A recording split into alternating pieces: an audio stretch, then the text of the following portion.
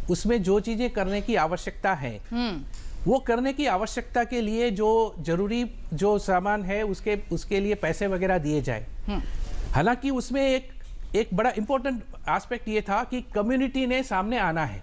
हाँ, I am saying कि ऐसा नहीं है कि we are only going on one direction. ठीक है, there is a basic hydrological cycle and there is an average availability of water. अब अगर वही वाटर को आप ये देखिए कि 1947 के टाइम में या 1850 के टाइम में जब काफी सारे तालाब जो बने गए हैं उसके टाइम में जो पॉपुलेशन था और उस तालाब पे वो जो पॉपुलेशन की डिपेंडेंसी आज कितने पॉपुलेशन बहुत ज्यादा बढ़ ऊपर गई। डिपेंडेंस चंद्रभूषण जी, है। दिल्ली क्या था 1947 में, आज कहाँ है? चंद्रभूषण जी, ये जो उसके लिए एक मिनट पांड्या जी। हमने जो है हमने अपने लैंड यूज प्लानिंग में ड्रेनेज पे ध्यान नहीं दिया है। हमने अपने लैंड यूज प्लानिंग में उस चीजों पे नहीं ध्यान देने से जो प्रॉब्लम होते हैं। चंद्रभूषण जी, पांड्या जी कह रहे बात तो सही है, इतना ज्यादा जो शहरीकरण हुआ है और वो समय की जरूरत भी है, औद्योगिकरण भी हुआ है, व्यावसायिकरण भी हुआ है, तो ये सारी चीजें भी हैं, इनको भी हमें साथ साथ चलाना है जिंदगी के लिए, तो उनको भी तो आप एक हाथ से खारिज नहीं कर सकते। जहां तक पॉन्ड्स और लेक का सवाल है वो लीगल इशू है।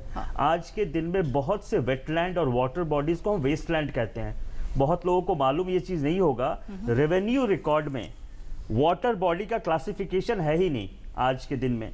तो अगर आप बैंगलोर में जो कभी लेक हुआ करता था उसको अगर आप वेस्टलैंड डिक्लेयर कर देंगे तो उसके ऊपर बिल्डिंग बनेगी। दिल्ली में और बहुत से शहरों में आजकल कोर्ट्स प्रोटेक्शन के लिए इसलिए डिमांड कर रहे हैं क्योंकि रेवेन्यू रिकॉर्ड के अंदर बहुत से वाटर बॉडीज को हम वेस्टलैंड कहते हैं, वो किसी काम का नहीं है। तो लेक्स का इंपॉर्टेंस समझने की जरूरत है, लीगल प्रोटेक्शन की जरूरत है, और जहां तक शहरीकरण का सवाल है लैंड यूज प्लानिंग की जरूरत है। ठीक है, आप शहरीकरण का मतलब ये नहीं है कि पानी का जो भी स्रोत है आप उसको भर दें।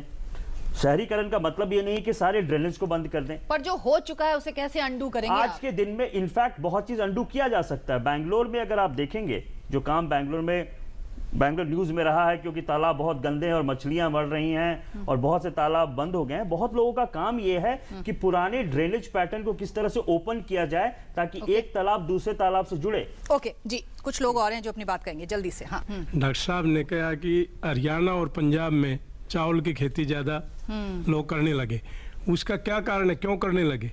95 में फ्लड आया था, 72 में फ्लड आया था, उसके बाद लोगों के पास वहाँ पे पानी इतना हो गया कोई चारा ही नहीं था, चावल के बगैर कोई फसल ही नहीं होती थी। उसका सरकार ने कोई ऐसा सिस्टम नहीं बनाया कि भाई उसको स्टोरेज करे या उस फ्लड को किसी तरह रोकने का काम करे।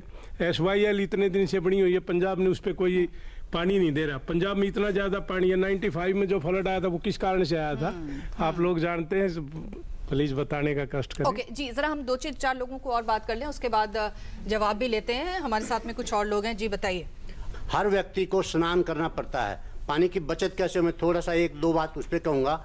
हम गांव में होते ट्यूबवेल बात करते हैं, फ्लैटों में शहरों में आ जाते हैं तो हम शावर बात करते हैं, उसके बाद झोंपड़ी तक चले जाते हैं तो टावल बकेट बात करते हैं, हॉस्पिटल में या स्केस्टी में होते हैं तो टावल बात करते हैं। हम उस तरह से लास्ट के बात पे आ जाएं अगर जरूरत है तो, क्योंकि पीने के लिए जल चाहिए।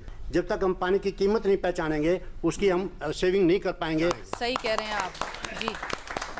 मैडम, सबसे ज्यादा तो हमें ये ध्यान देना पड़ेगा कि प्लांटेशन जो रुक गया उसे बढ़ाना पड़ेगा, अंधाधुंध जो वनों की कटाई हो रही है उसे रोकना पड़ेगा। दूसरा, तालाब जो गांव में कागजों में चल रहे हैं, मनरेगा का पैसा कागजों में चलाया, दिखाया, तालाब खुदवाए, वो तालाब सब बंद कर दिए। उन्हें तालाबों में पानी का संरक्षण करना पड़ेगा।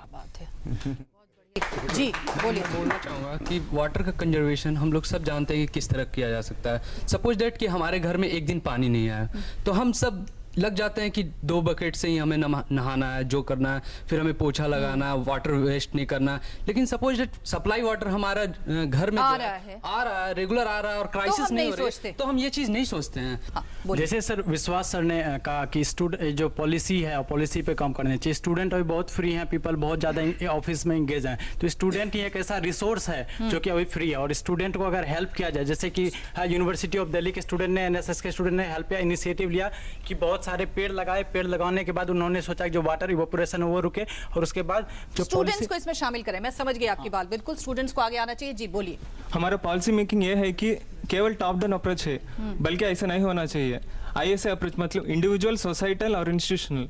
पॉपुलर फिगर्स सचिन तेंदुलकर ने कहा कि मैं नहाने के लिए केवल एक ही बाल्टी इस्तेमाल कर, तो सचिन तेंदुलकर कितने बड़े फैंस है, तो वो भी ऐसी तरह होते हैं। सही कह रहे हैं जी। एक प्लान था रिवर इंटरलिंकिंग का, नदियों को जोड़ने का काम, वो कितना फिजिबल है? कैसे जो नॉर्दर्न पार्ट है इंडिया का वो नीचे है as compare to the southern part. हाँ, ये रिवर लिंकिंग वाला बड़ा इंपॉर्टेंट पॉइंट है। मैं इसको बाद में रखूंगी, अपने पैनल से बाद में पूछूंगी। फिलहाल जरा ऑडियंस, वाटर संरक्षण में जो हमारी सरकारें और हमारे समाज, इनकी जिम्मेदारी बनती है कि सरकार ने जो रूल बनाया है उसको समाज के लोग भी फॉलो करें। सभी अपने बच्चों के बर्थडे मनाते हैं, तो मेरा तो सभी को ये सुझाव है कि उस दिन एक पौधा लगाएं सभी। इस समय मतलब कि पानी का क्राइसिस इतना है कि हमें तो पता ही नहीं होता कि पानी कब, सप्लाई वाला पानी कब आ रहा है। हम सिर्फ लैंड वाटर यूज़ कर रहे हैं।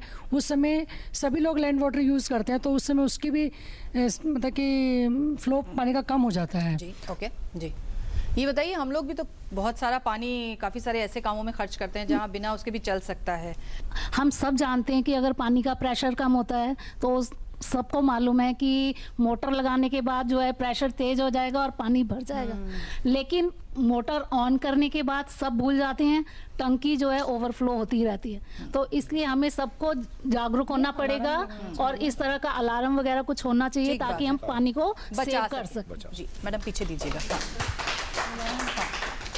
Country like Oman, UAE, they don't have a single river, but in India, even the Google is failed to count out the number of rivers in India.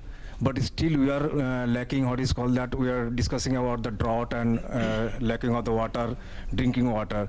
So don't you think the third world war will be based on this drinking water? जी जवाब लेंगे हम विश्वास जी से, लेकिन अभी पहले जरा जहाँ पर सीवियर क्राइसिस है वहाँ पर जैसे इंडियन रेलवे का जो अभी प्रोजेक्ट है वाटर एक्सप्रेस, तो इस टाइप के जो इनिशिएटिव हैं वो गवर्नमेंट के काफ़ी अच्छे हैं। जी हमें जो डिटर्जेंट और साबुन है इनको भी ऐसे इस्तेमाल करना चाहिए जिसमें पानी की कंजप्शन कम हो, और जितना भी वेस्ट पानी है उसको हमें ज़्यादा से ज़्यादा यूज करना चाहिए टॉयलेट वगैरह में। अपना देश का इतना अच्छा भाग्य है कि जब हम 3 तरफ से पानी से जब वो लगे हुए हैं, पर हमारा इतना बड़ा दुर्भाग्य है कि फिर भी हमारे पास पानी नहीं है। ऑड एंड इवन सही अच्छी सिस्टम, एक दिन पानी दो, एक दिन पानी बंद करो। जिस तरीके से पॉल्यूशन हो गई है, तो आपने सुना कि एक दिन पानी आए और एक दिन पानी ना आए, इस तरीके से भी हम पानी को बचा सकते हैं। पानी को बचाने के ढेरों तरीके हैं और हम सब ने भी उन तरीकों को आजमाया है, करते भी हैं, और जनता जनार्दन भी इसमें शामिल भी होना चाहती है। एक छोटा सा ब्रेक ले लेते हैं और विशिष्ट मेहमानों से फाइनल कॉमेंट्स लेंगे। इस छोटे से ब्रेक के बाद आप देखते रहिए चर्चा में।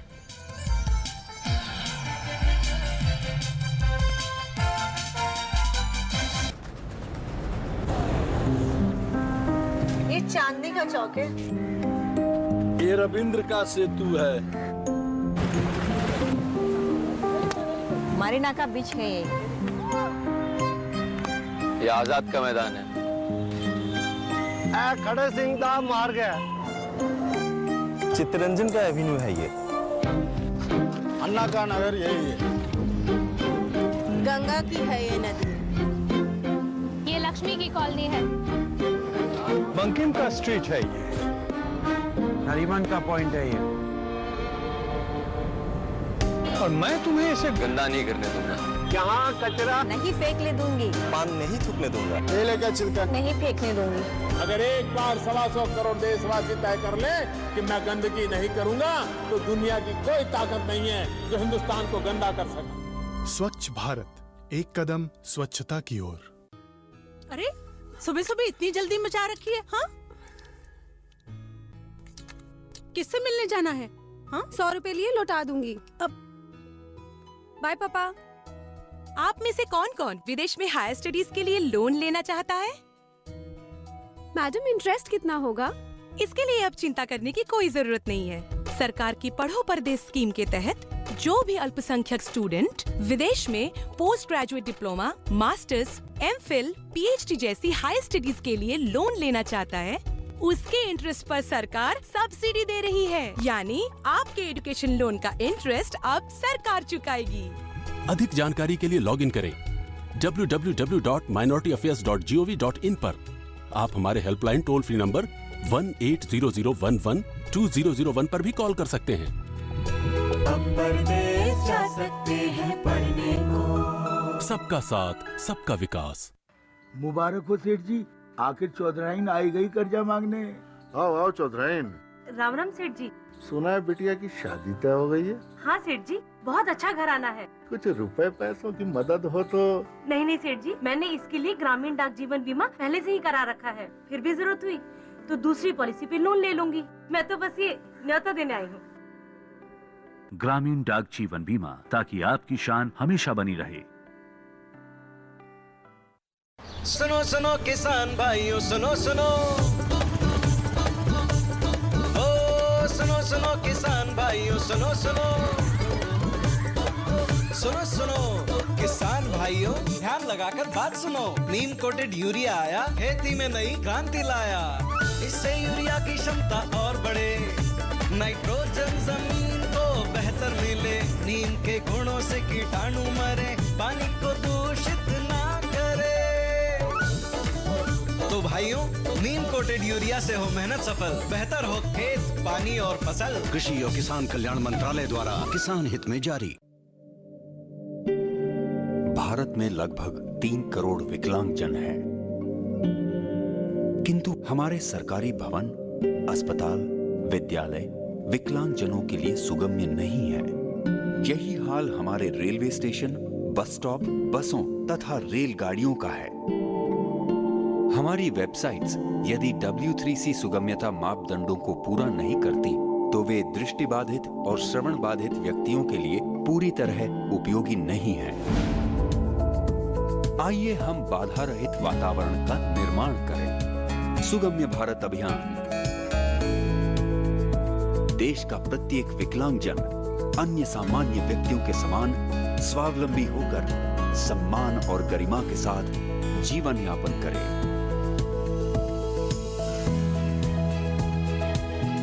सुगम्य भारत, सशक्त भारत। अरे देखना कितना मजेदार वीडियो है। हमें रहने दे, ऐसा मजा ना सजा भी बन सकता है। संभल कर चलने की आदत ही भली। तू और तेरी आदत।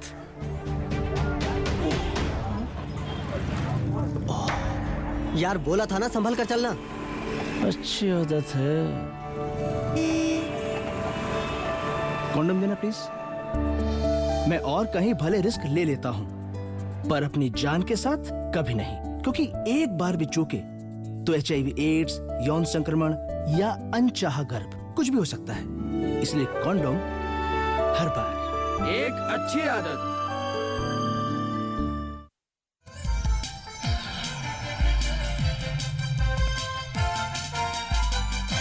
चर्चा में एक बार फिर से आपका स्वागत है। आज हमने बात की जल संकट की और उसको बचाने के तरीकों की, उन तरीकों की जिनको हम आजमा सकते हैं और उनको काम में ला सकते हैं और वाकई जल संकट को बचाने में अपनी एक अहम भूमिका को निभा सकते हैं। फाइनल कमेंट्स लेंगे खासतौर से इसी दिशा में कि किस तरह से हम अपने पानी को बचाएं।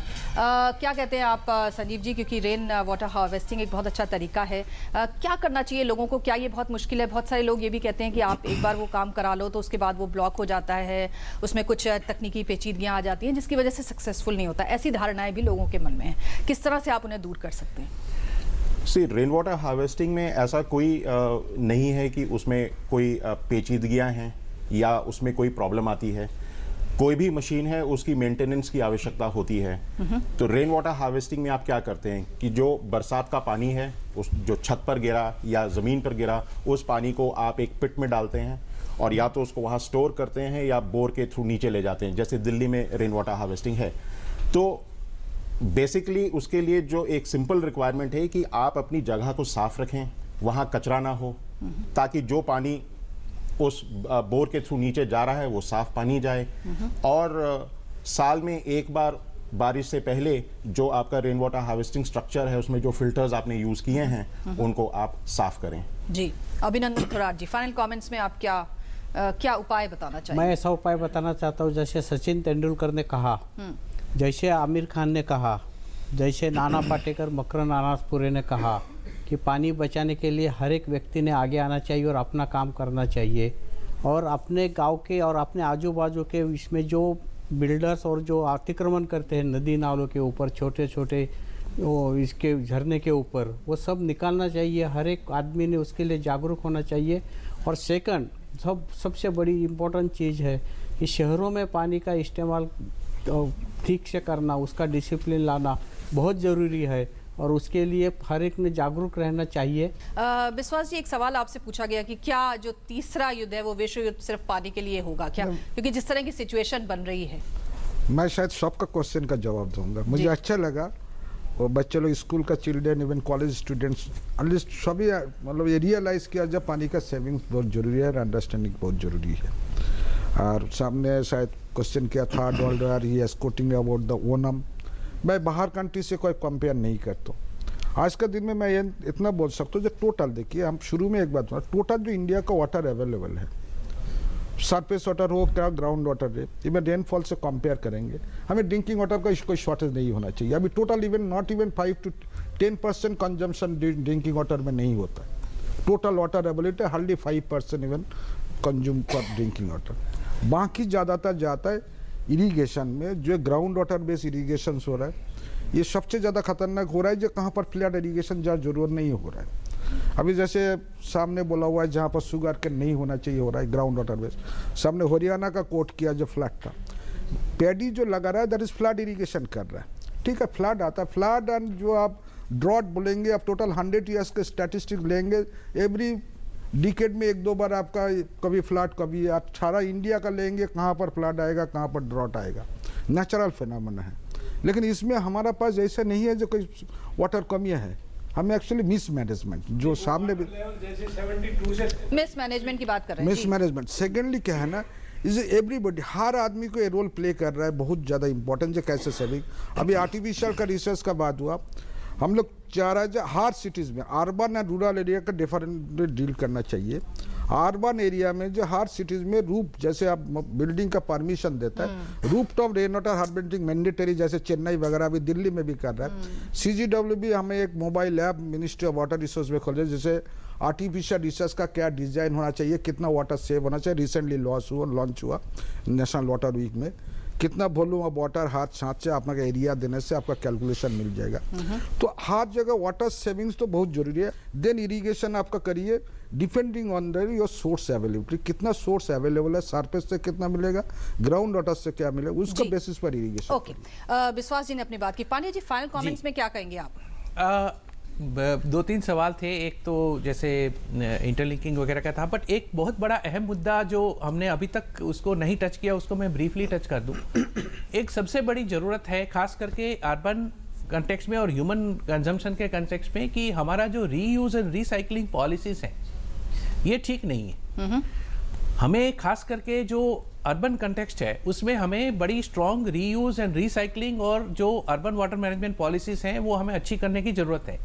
आज कैचमेंट एरिया उस पॉन्ड का वहीं रहता है, चाहे उसके चारों ओर कॉलोनीज भी बन जाए, पर हम वो कॉलोनीज में क्या करते हैं कि हम अपना स्टॉर्म वाटर मैनेजमेंट और जो सीवेज मैनेजमेंट है वो हम कॉमन कर देते हैं, और उसका नतीजा ये होता है कि वो पॉन्ड में जो है वो पोल्यूटेड पानी जाता है। आज अगर आपका वही पानी, अगर आप स्टॉर्म वाटर अलग हो और ड्रेनेज वो जो सीवेज जो है वो अलग हो, तो फिर वो तालाब का पानी फिर भी पोल्यूट नहीं होगा। दूसरा जो आपने ILR का कहा, तो interlinking of reverse is a solution, क्योंकि हम इसेंशियली एक वाटर शॉर्ट कंट्री हैं और हमारे यहाँ पर जो ओवरऑल वाटर डिस्ट्रीब्यूशन है वो हाईली लॉपसाइडेड है। जहाँ पानी है वहाँ बहुत है, जहाँ नहीं है वहाँ बिल्कुल नहीं है।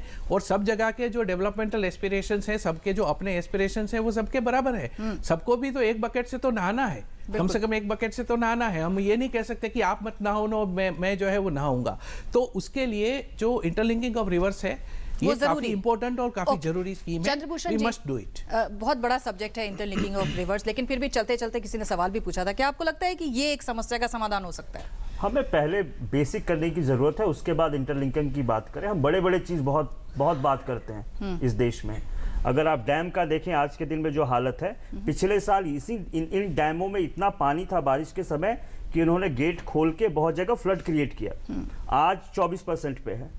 तो ये जो कहना बहुत है, इंटरलिंकिंग मेगा प्रोजेक्ट है। बेसिक का काम करें आप, जमीन पे काम करें, रेन वाटर हार्वेस्टिंग करें, रिसाइकिल रीयूज करें, इरिगेशन इफिशिएंसी को बढ़ाएं, पानी का दाम बढ़ाएं, लोगों को पानी के बारे में जागरूक करें, ये सब काम करें। और उसके बाद अगर पानी ना मिले तब रिवर लिंकिंग की बात करें।